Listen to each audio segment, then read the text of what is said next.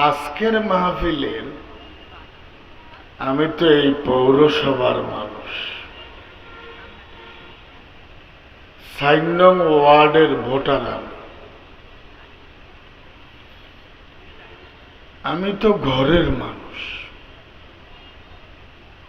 আজকের মাহফিলে চাঁদপুর হাজীগঞ্জ কামিল মাদ্রাসার শাইখুল হাদিস, বিশিষ্ট ইসলামী চিন্তাবিদ, বয়সে আমার চেয়ে কম হলেও জ্ঞানে, যোগ্যতায় এবং বিচরণের সীমানা আমার চেয়ে তার অনেক বড়, এবং এটাই বাস্তব কথা। মোহতারাম মাওলানা আবু নসর আশরাফি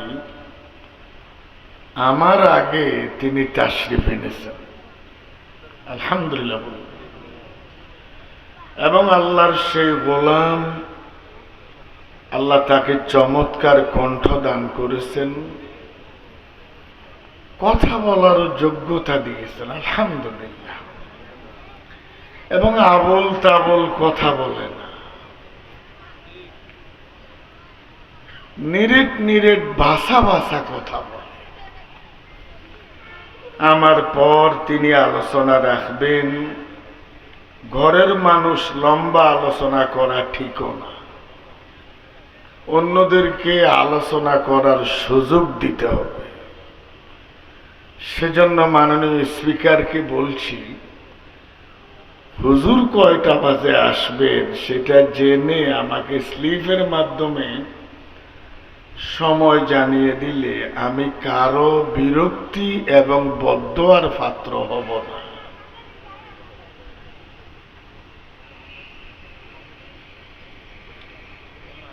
এদেশের মানুষের সামনে ইসলামের সঠিক ব্যাখ্যা, পরিধি, রূপরেখা, এর দাবি, এর চাহিদা স্পষ্ট ভাষায় পেশ করার দায়িত্ব নবীর ওয়ারিস বলে যারা দাবি দেয় তাদের। আমার কথা বোঝা যায়?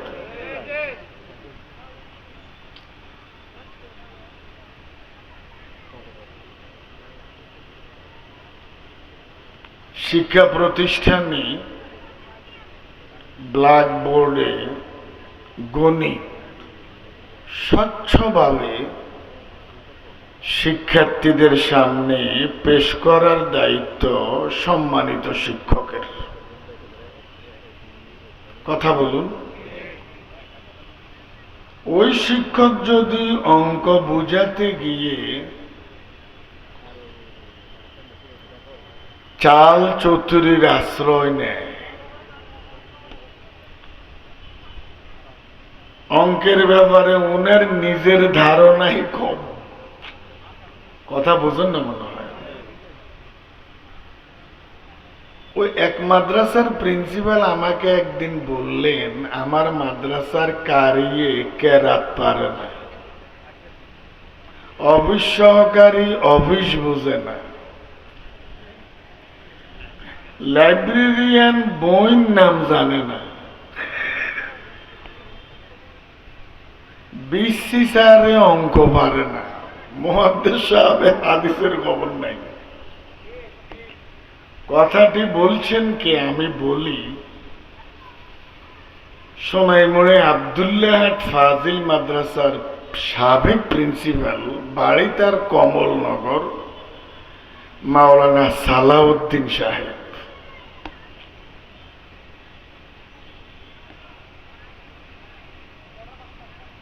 তো গণিত বুঝাতে যদি শিক্ষক চাল চতুরির আশ্রয় নেয়, শিক্ষার্থী গণিতের ব্যাপারে স্বচ্ছ ধারণাটি পাবে? আরো জোরে বলুন, পাবে? হুজুর আসেন, আমরা যারা নিজেদেরকে আলেম দাবি করি, অথবা আপনারা আমাদেরকে আলেম হিসাবে স্বীকৃতি দেন,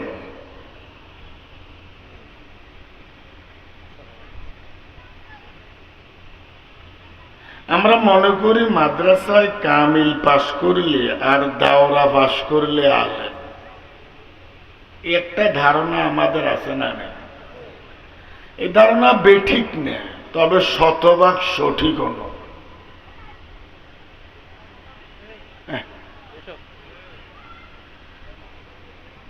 দাওরা পাশ করলেন, কামিল পাশ করলেন, এলেমও নাই, আমলও নাই, জনগণের দৃষ্টিতে আলেম, কোরআনের দৃষ্টিতে তিনি আলেম হতে পারেন নাই। কোন রকমের মাদ্রাসায় লেখাপড়া করেন নাই, ব্যক্তিগতভাবে চেষ্টা করে সাধনা করে কোন ব্যক্তির সোহবত অর্জন করে বাংলাদেশে অনেক মানুষ আছে ইসলামের অনেক স্বচ্ছ জ্ঞান রাখে না? মাদ্রাসায় যেহেতু পড়ে নেই, সমাজ তাদেরকে আলেম না বললেও কোরআন তাদেরকে আলেম বলে।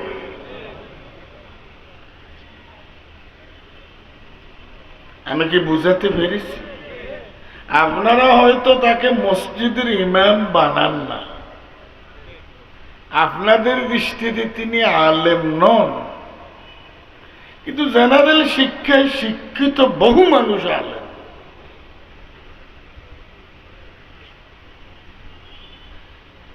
ছোট্ট হাউস কি আমার সাথে একমত? আরো জোরে বলেন একমত। আলেম বলা হয় যার কাছে কোরআন সুন্নাহর সহিহ ইলম আছে, ওই ইলম অনুযায়ী তার আমল আছে, তিনি আলেম।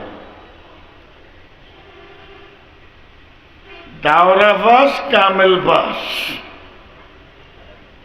কথা বুঝেন নাই মনে হয়? যাক, সেটা বিষয় না। তো আমরা যারা আলেম, আমরা বলি আমরা নবীদের ওয়ারিস। নবীদের তো বাবা মারা গেলে সন্তান ওয়ারিস হয়। ওয়ারিস কিন্তু আরবি শব্দ। ও অন্তস্থ আকার রস্বীকার তালেব্যস, বাংলা বর্ণ দিয়ে লেখি, কিন্তু শব্দটা বাংলা না। শব্দটা কি? আরবি। আমাদের বাংলা ভাষার শব্দ খুব কম। আমরা বিভিন্ন ভাষা থেকে শব্দ ধার করে এনে বাংলা বর্ণ দিয়ে প্রকাশ করে একটা ভাষা দাঁড় করিয়েছি, কিন্তু প্রত্যেকের শব্দগুলো প্রত্যেকের দিয়ে দিলে আমাদের নাই। ওই মেহমান আসছে, পান সুপারি জর্দা কিছুই নেই, তোকে পান তো নাই, সুপারি যদি থাকতো জেডা অবর্তন করতো সুনানি দিতাম, আহারে জর্দা। কথা বুঝেন মনে হয়? তো এক ঘরে জায়গা শাশি আম্মা একটা পান দেন, তো ওরা মনে করছে অন্য তিনটা আছে। আরেক ঘরে জায়গা জেডি আম্মা একটা সুপারি দেন, আরেক ঘরে জায়গা খালাম্মা কদ্দু সুন দেন।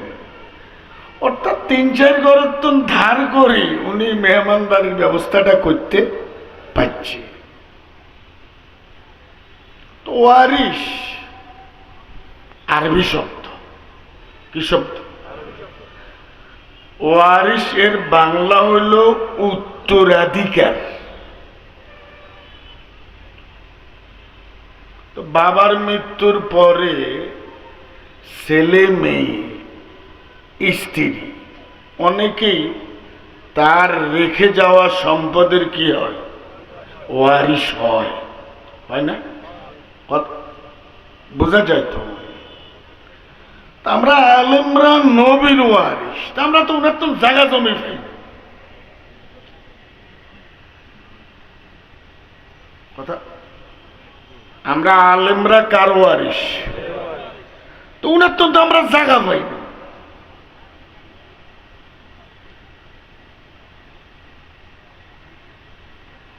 আমরা সম্পদের ওয়ারিশ ন, আমরা ইলমের ওয়ারিশ। নারায়ে তাকবীর। সুম্মা আওরাসনাল কিতাবাল্লাযীনা ইসতাফাইনা মিন ইবাদিনা। সূরা ফাতির।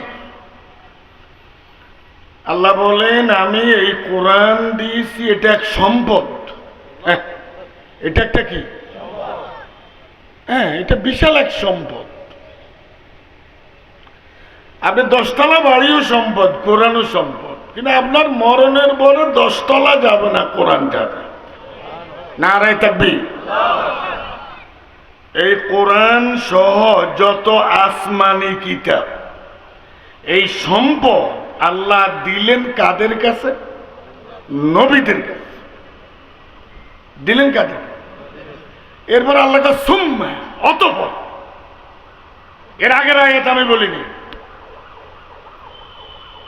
সুম্মা আওরাসনাল কিতাবাল্লাযীনা ইসতাফাইনা মিন ইবাদিনা।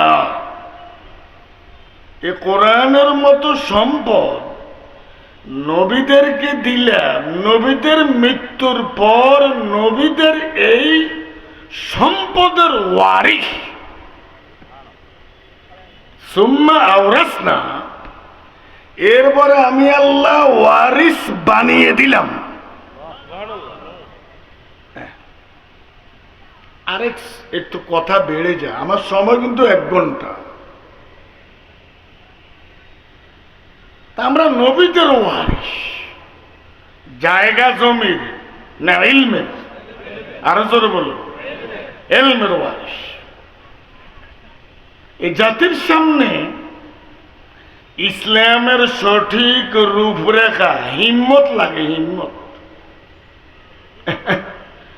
যারা দুর্বল মনোভাবের, এরা নবীর ওয়ারিস হতে পারবে না। আর নবী নোয়াখাইল্লা ভাষা ডরাইল্লা আছে। আমাদের নবী ভীত না সাহস? হযরত আয়েশা বলেন পৃথিবীতে নবীর চেয়ে সাহসী কোনো মানুষ আমি দেখিনি। এত সাহস। লাহু হিম্মাতুন লা মুনতাহা লিকিবারিহা ওয়া হিম্মাতুস সুগরা আজাল্লু মিনাদ দাহর। এক কবি নবীর সাহসের বয়ান দিচ্ছেন।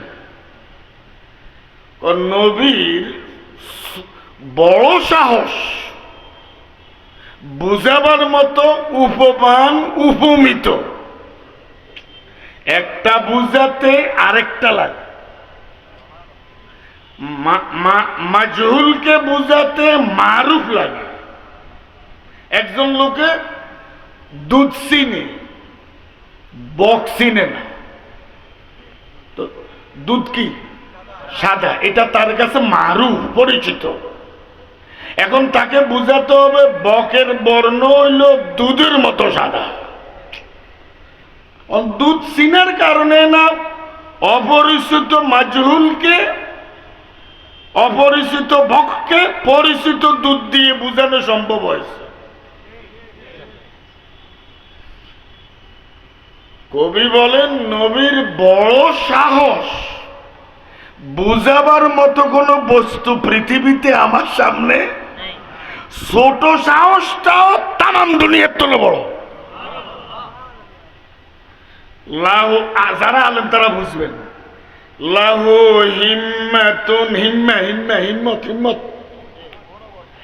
এই যে আমরা বলি হিম্মত, এটা আরবি শব্দ।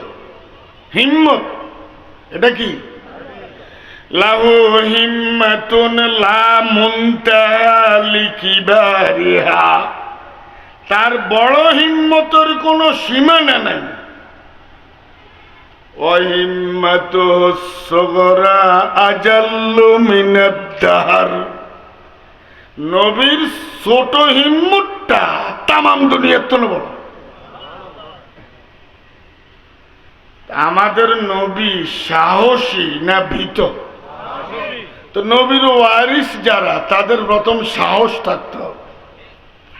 কি সাহস? কথা বলে না কেন? হিম্মত।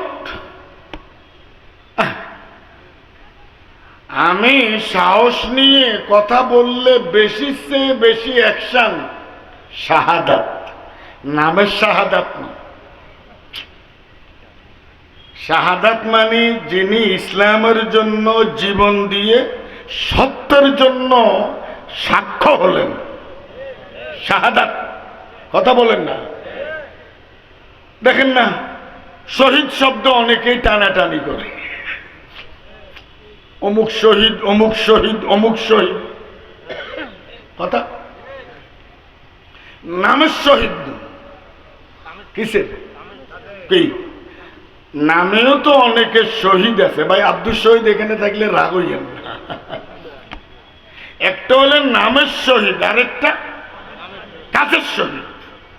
হ্যাঁ, ফজে আদত, ফজে আদত হাদরুনে নকশে আস মর শহীদার হায়াতান দরবানা।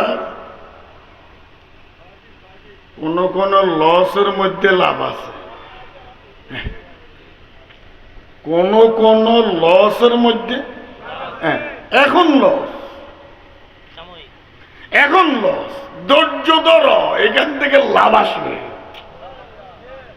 একবার খেয়াল আসেনি, মিয়া মোহাম্মদ শাহজাহান এমপি মহোদয় সাবেক, তিনি একবার পৌরসভাতে চেয়ারম্যান পদে দাঁড়ালেন, হলেন না, লস হয়ে গেছে। পরে এমপি।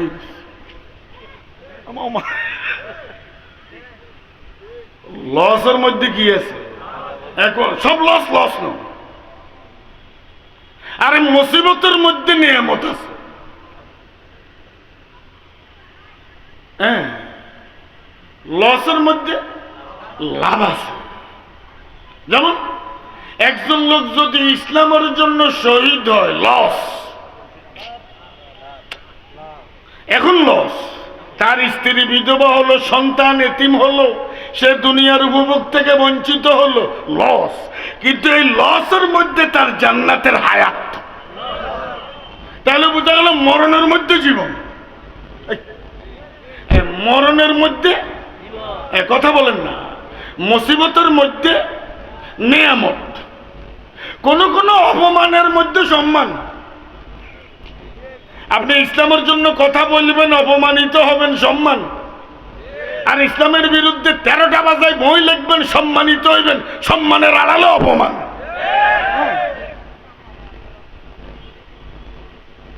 তো কি বলছি? ফজে আদত হাদরুনে নকশে আস। কবি কয় যে হতাশ হইস না, নকশার মধ্যে যে আদত, লসের মধ্যে লাভ, লসের মধ্যে, মরণের মধ্যে জীবন, মরণের মধ্যে জীবন, মুসিবতের মধ্যে নিয়ামত, ইজ্জত, জিল্লতের মধ্যে ইজ্জত, অপমানের মধ্যে সম্মান, শাহাদাতের মধ্যে হায়াত। যেমন ফজে আদত হাদরুনে নকশে আস মর শহীদার হায়াতান দরবানা। শহীদের মরণের মধ্যে তার জান্নাতের জীবন। নারায়ে তাকবীর। আমাদের নবী সাহসী না ভীত? আরো জোরে বলুন। আমরা যারা নবীর ওয়ারিস, আমাদের অন্তরে হিম্মত থাকতে হবে। এই হিম্মত নিয়ে মসজিদের মিম্বরে, মাহফিলে, যেখানে পাবেন আপনি ইসলামের কথা বলার সুযোগ পাবেন, জাতির সামনে নির্ভীকভাবে ইসলামের সঠিক ব্যাখ্যা ওই আলেমকে তুলে ধরতে হবে। তুলে না ধরলে পাবলিকুল্লাহ ইসলাম বুঝবো কেন? শিক্ষক সকর বছর করলে অনলাইনে বুঝবো কেন? আমার কথা এখনো বুঝো না মনে হয়। আল্লাহ তুমি বাংলাদেশের আলেমদেরকে হিম্মত নিয়ে এই জাতির সামনে ইসলামের, ঈমানের, কোরআনের সঠিক ব্যাখ্যা উপস্থাপন করা আরো যোগ্যতা দান করে। আলেমরা করে না এই কথা আমি বলিনি, তো হবে, ভয় কিসের? বন্যা যত হয়, শেখ সাদি কয় বতের আছে ভাই, হাঁসের আবার কিসের ভয়? বন্যা যত হয় আমরা আশ্রয় কেন্দ্রে যায়, হাঁসে গপ অসুবিধা নেই, কথা বলে দেখেন। হাঁসের আবার কিসের? হ্যাঁ তো কি গেল, সাহস লাগে। সমতল নয়টা। আমি আপনাদের সামনে ছোট্ট একটা আয়াত পড়ছি, এদিক সেদিক কথা বলবো না, একটা ডাইরেক্ট আয়াত, বাড়ির কাছের আয়াত, যে আয়াত অনেক আলেমে জানে, সূরা বাকারা, সূরা 208 নম্বর আয়াত। কত? ঘটনা হইল কি, আব্দুল্লাহ ইবনে সালাম বলুন রাদিয়াল্লাহু তাআলা, আল্লাহ কইছে আমরা কইতে অসুবিধা, আল্লাহ একবার কই থামানো, 4 বার কইছে। কবার? কোরআনের 4 জায়গায় আল্লাহ বলছে আমি নবী তোমার সাহাবীদের উপর আমি আল্লাহ রাজি হয়ে গেলাম। উলাইকাল্লাযীনা ইখতারাহুমুল্লাহু লিসুহবাতি নাবিয়্যিহি ওয়া লিইকামাতি দীনি। আল্লাহ নবীর সাহাবীদেরকে নবীর সোহবত এবং দিন কায়েমের জন্য বাছাই করে নিয়েছে। কি এক আবু বকর, নারে তাকবীর। বয়সে কে বড়? রাসূল 2 বছরের বড়। হযরত আবু বকর 2 বছরের, কিন্তু আবার বড় মানুষটা ওনার মেয়ের জাম, শ্বশুরের বয়স 2 বছর কম। তো এই কারণে রাসূলের ইন্তেকালের 2 বছর বড় হযরত আবু বকর ইন্তেকাল করেছে, দুজনের 63। এর অর্থ এটা নয় এই আবু বকরের নবী সমান্য। ওরে বাবুরে বাবু, আল্লাহর নবী যেমন সমান্য, সাহাবীর নবী অমান্য। আল্লাহর পজিশন আল্লাহ। আল্লাহ খালেক না মাখলুক? আর কোন খালেক আসেনি? বাস। কেউ যদি প্রশ্ন করে আল্লাহর নবীর মাঝে কি বেশ কম, গালের দাতালে দিতে। নবী আর সাহাবীর মাঝেও কি আছে? পার্থক্য আছে না নেই? প্রত্যেকের মান আলাদা। হযরত আবু বকর বিশ্ব নবীর শ্বশুর। পারিবারিক বিবেচনায় জামাই বড় না শ্বশুর বড়? কিন্তু হযরত রসুল জামাই হযরত আবু বকরের নাম ধরে বলাইতো, আবু বকর এদিকে আসো।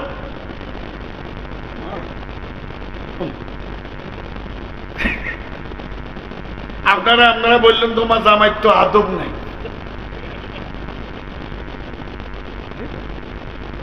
পজিশনে মর্যাদা বড় কি? আরো জোরে বলুন। অফিস আদালতে বয়সের দাম না পদের দাম? আর দুজন তো আত্মন বড়, এই জানি কই চাল হইয়া।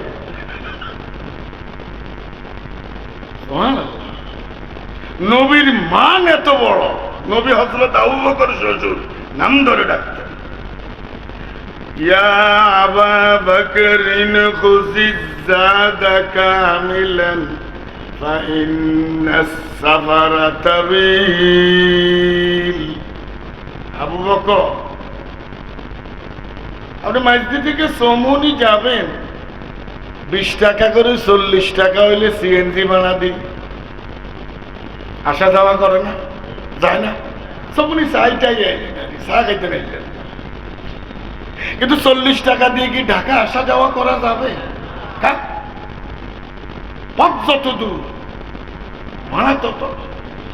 নবী বললেন আবু বকর আমি আর তুমি অনেক দূরে যাব, আমাদের সবর অনেক দূরে,